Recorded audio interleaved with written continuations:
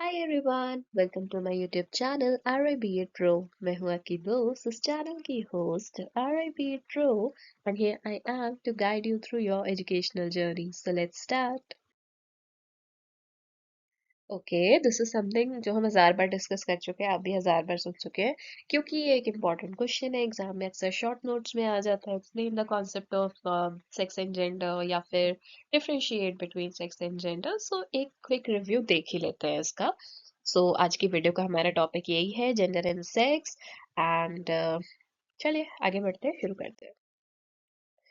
तो first of all we all know that sex is a biological construct while gender is a social construct, right. तो चलो पहले sex के बारे में जानते हैं। पहले हम इंडिविजुअली दोनों को देखेंगे, then we will see the comparison between the two. So the word sex comes from the Latin word sexus, which is determined by a person's reproductive organs. ये biological है and it is determined by कि किसी particular individual के person के reproductive organs किस तरह से हैं. It is a biological term. People are termed either male or female depending on their sex organs या फिर reproductive organs and genes. It refers to the genetic and physiological characteristics that indicate whether one is male or female.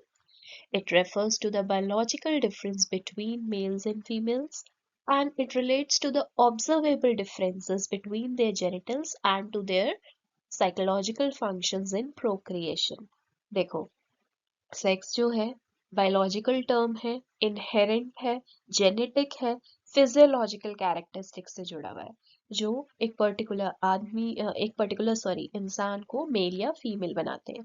अगर x x chromosomes है तो वो female कहलाएगी, अगर x Y chromosomes है तो वो मेल कहलाएगा। अगर रिप्रोडक्टिव ऑर्गन्स जो है वो पीनस है, टेस्टिस है उसके पास, तो वो मेल कहलाएगा। अगर वजाइना है तो वो फीमेल कहलाएगी। ठीक है, यूट्रस है वो फीमेल कहलाएगी। इस तरह से डिफरेंशिएट किया जाता है रिप्रोडक्टिव ऑर्गन्स के बेसिस पे, जीन्स के बेसिस पे, क्रोमोसोम्स के बेसिस पे, जेनिटल्स के बेसिस पे, and this through this we determine a person as male और a female.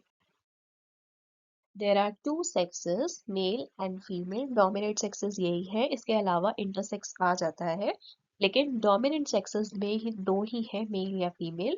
To determine sex one must examine the following physical conditions. अगर हमें पता लगाना है क्या सेक्स है तो हमें इन कंडीशंस को देखना चाहिए, जैसे कि क्रोमोसोम्स क्या है, एक्सटर्नल जेनिटेलिया कैसा है, इंटरनल जेनिटेलिया कैसा है, gonads, hormonal state, secondary sex characteristics. इन सब के थ्रू हमें पता चलता है कोई इंडिविजुअल मेल है या फीमेल है. One's sex is determined by an algebraic sum of all these qualities, and as is obvious, most people fall under one of two separate bell curves, the one which is called male and the female. अगर इन सब qualities in सबको देखेंगे तो इसके बाद हम यही determine करते हैं या तो इंसान मेल है या फीमेल है, ऐसा रॉबर्ट स्टॉलर का कहना है. अब जेंडर की बात कर जाए, जेंडर एक सोशल कॉन्स्ट्रक्ट है.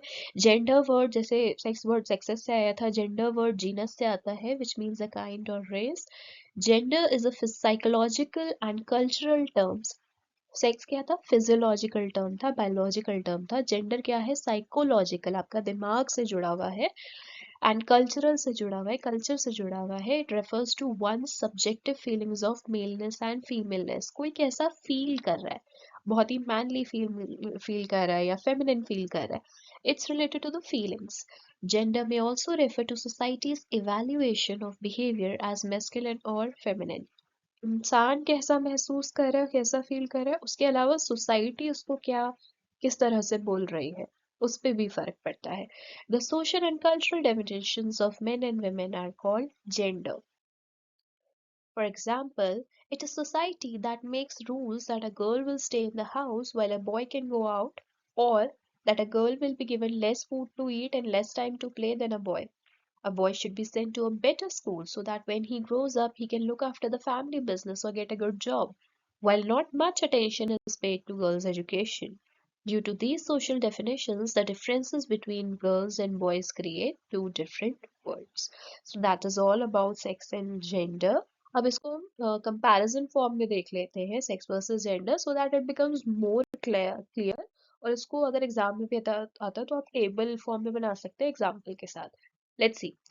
First, Sex refers to the biological and physical characteristics, example male female intersex, determined by chromosomes, hormones, reproductive anatomy, right. Biological है, फिजिकल कैरेक्टरिस्टिक्स है, उसी से हम डिटरमाइन करते हैं। एक पर्सन जिसके पास एक्स एक्स क्रोमोसोम है उसको हम फीमेल कहते हैं, और एक्स वाई क्रोमोसोम है तो उसको हम मेल कैटेगराइज करते हैं।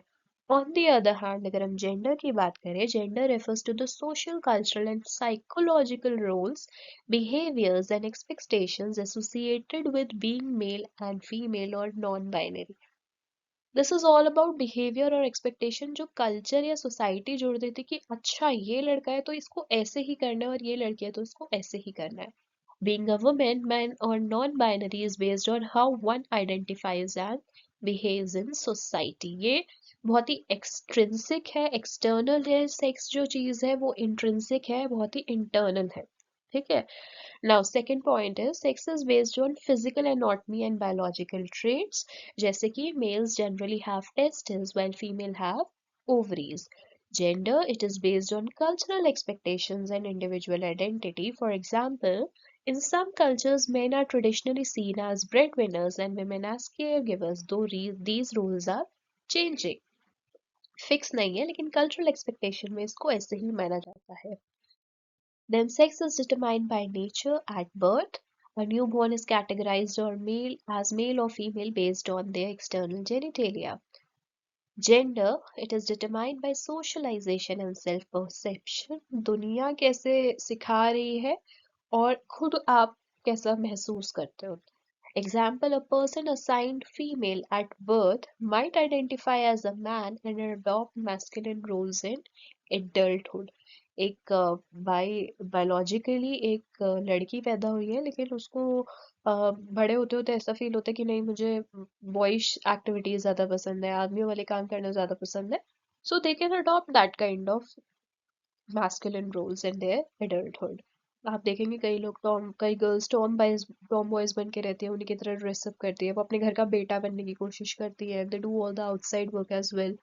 सो दैट्स ऑल जेंडर, है वो लड़की ही।